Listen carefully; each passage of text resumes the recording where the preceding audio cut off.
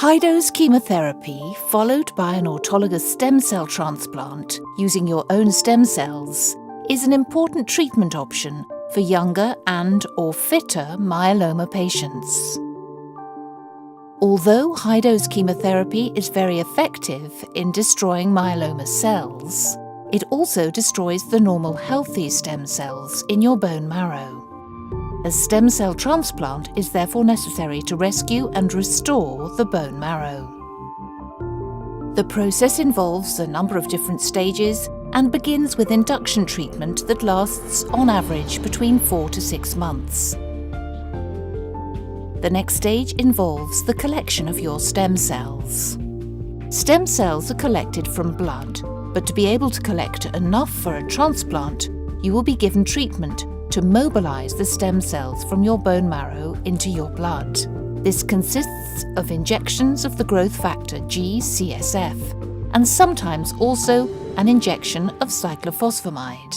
These drugs increase the number of stem cells in your bone marrow, causing them to spill over into the blood, where they can be collected easily. If you are having difficulty mobilizing stem cells, you may be given another drug called plerixafor.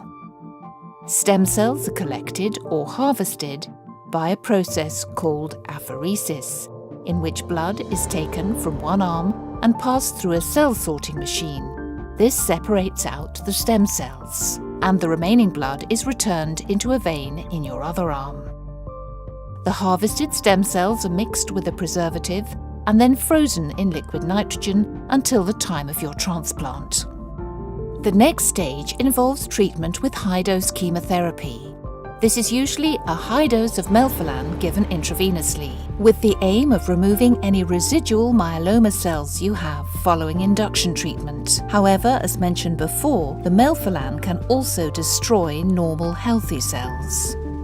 Your previously collected stem cells are reinfused back into your blood, where they make their way back into the bone marrow. The transplanted stem cells then begin to make new blood cells. This vital process, which effectively rescues your bone marrow, is known as engraftment. The first sign of engraftment is a rise in your white blood count. This normally happens 2 to 3 weeks after the transplant. Until the new cells engraft, you are at high risk of infection because you have fewer white blood cells. It is important that steps are taken to protect you from infection and to treat you as soon as possible if you develop one.